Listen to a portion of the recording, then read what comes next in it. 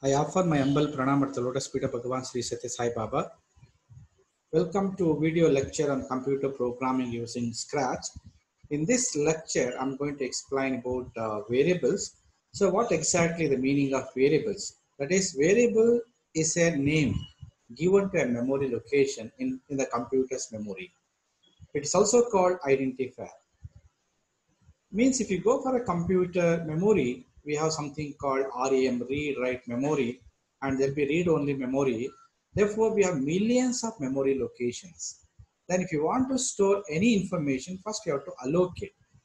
Okay, after allocation, you have to give some name for that memory location. Suppose something like num1, num2, addition, subtraction, multiplication, division. Remember, means these are the name given to the memory location.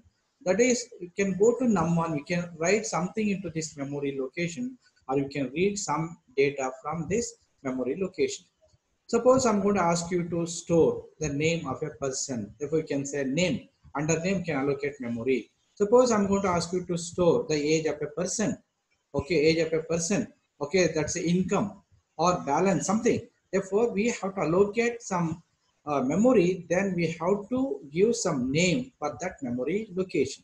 Okay, then we can able to read something from that memory, or we can write something into that memory. So in this case, I'm going to write a program to perform arithmetic operations like this. That is, write a program in Scratch to evaluate expression, addition, subtraction, multiplication, division, and modulus. So in the last video lecture, already explained about arithmetic operators. Now I'm going to perform same operation by using variables. Okay, I'm going to allocate memory. After allocating memory, I'm going to write some data. Data may be integer or it may be a fraction. Then you can perform this particular operation. Suppose if you go for a programming language like C, C++, we have something called a data type called char, int, float, double. Using this, we can able to allocate memory. Then we can able to store this type of data, character type, or integer type, float type, double type, like that. So now what I'm going to do is I'm going to explain practically how to evaluate that particular expression by using the Scratch tool. So this is a tool. Now here, if you go for this, we know that there'll be a block. Different blocks are there. Here we have different blocks. Now I'm talking about variables. Here variables. If you click on variables, I will get this. Okay. Now I have to create different blocks to store information. Either it may be a number or it may be a string. Okay. For that we have to allocate memory. Therefore, here what I'm going to do is you have to go to this, make a variable. Now, first one is I'm going to create one memory location under num1. So, what is the meaning of this? New variable name num1. I'm going to allocate one memory. What is the name of the memory? Num1. Okay, then okay. Now here is created one memory. It's called a memory. It's called a memory. It's a memory. What's the name of this memory? Num1. What is the initial value, initial content of this num1? So by default, initially it contains some number like 0. So later you can, if you want, you can modify this number. Now here I need one more variable, one more memory location to store num2. So once again, make variable. Here you can type num2. Num2, that is okay. Now it is going to create one more memory location. Means it's going to allocate one more memory location under the name num2. Num1 is one location, num2 is another location. Then I want to add these two numbers. Then I want to place the result in some other memory location. Therefore, I have to create. We have to create another location and to make another location called, let it be sum. Sum, that is okay. Then the sum is ready. In the same manner, make a variable. Then here, suppose let it be subtraction sub. Okay, depending upon the application, you can give the name. Then make a variable. Now we know this is mul. Okay, then make a variable. Then addition, subtraction, multiplication is over. Then division. Okay, that is division is over. Sum, subtraction, multiplication, addition. Okay, sorry, division is over. Next, we have to go for one more variable for what? The remainder. I want to store the remainder. That is okay. Now here I created totally 7 locations. That is 1, 2, 3, 4, 5, 6, 7. That is num1 and num2. Then on this num1 and num2 you can perform these 5 arithmetic operations. These are the memory location. Okay, we can able to identify each and every memory location by some name. For this name, we can able to call it as a variable. It is also called identifier. Means we are going to identify this memory location by num1. Then we're going to identify this memory by num2. We're going to identify this memory by sum. We're going to identify this memory by using the name called reminder. Okay, this calls a variable. It's also called identifier. Okay, what is the purpose of using this? To allocate memory, to store the information. This is the memory, and what is the initial content of all these locations? That is by default it contains 0. Now what I'm going to do is say go to same variable, under variable, that is something set. Take this block. Okay, set variable. Already created these many variables. If we click on this, we'll get all possible things here. We have num1, num2, reminder, everything is there. Just I'm going to select num1. Okay, num1. Then here we can copy same information. Suppose here right click, then duplicate. Then I will get one more block. Then you can click on this. I will get num2. Then once again, click on this, duplicate. Then here I want to perform addition.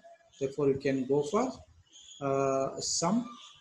Then what can you duplicate? Then you can go for that is subtraction. Then duplicate, you can go for which one? Addition, sum, subtraction. Now we can go for multiplication. Then duplicate. Then you can go for which one? So division. Then duplicate. Then you can go for modulus. That's a reminder. We have a reminder. One more thing. So just we have to go for the reminder. Okay. Everything is over. Now what we do is we have to input some number. By default, everything is 0. Now here the one more thing is now sum. Now how to perform sum? You have to go for num1 plus num2. Therefore, you can go for operators.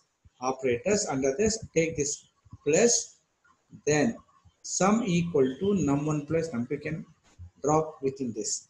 Now we need num1, so you can go to variables.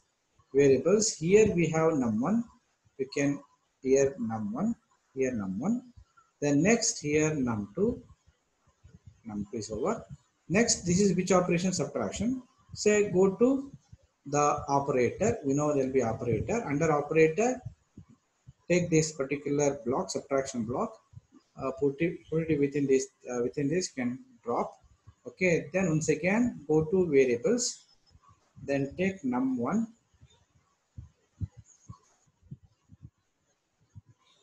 Okay, num1. Then next num2. Then this is for multiplication. Once again go for operator. Then here multiplication. Then we need two numbers. Two numbers go to variable. Under variable we have this variables. Then here num1. This is num2. Then division, go to operators. Then division. Then num1. Okay. Go to variables. Under that we need num1 because for this we can call it a binary operator. Because we need two data. We need two data to perform all these operations. Okay. Then num2 is over. Then I want to find the remainder. Go to operators. Then you can find this modulus operator mod. Once again go to variables. Under variables get num1. Then num2. Okay. That is because this is completed. And one more important thing is, if you want to run this was a program to evaluate this operation expression. That is, we have totally 5 expression: addition, subtraction, multiplication, division, and modulus operator. I'm using operator, arithmetic operators. Then you can input some number here. Suppose I'm going to use some number say 26. Okay, 26, or let it be something like 5, first number. The second number, let it be 6. Okay, let it be 6, or let it be something like a 4. 4. Then initially, what is the content of all the locations are 0. Now suppose I want to include one block. If you click on this green button, green for start, execute, run the program, and if you want to stop, you have to click on this particular icon. Therefore, there will be something called event block. There'll be events. Then here one block called when green flag is clicked. Yes, we can bring it here. Suppose if we click on this, then it will execute this particular program. It's a program. Okay, what is a program? It's a sequence of block. You have to arrange the block in a proper manner that becomes a program. So it's a way of writing the program to perform some particular operations. Therefore, here first you have to input the number. Any number you can input as you like. Now here I'm going to click on this. If you click on this, you can see here the num1 5, num2 is 4, then sum 5 plus 4 9, then 5 minus 4 difference is 1, multiplication 5 4s are 20, then division 5 by 4, that is 1.25. What is the reminder? 5 by 4, the remainder is 1. So like this, we can able to write the program to perform any operations. Okay, this is the way of writing the program. What is the meaning of program? Program is nothing but a sequence of statement, a sequence of blocks. You have to write in a proper manner that becomes a program. So thanks for watching. So try to subscribe.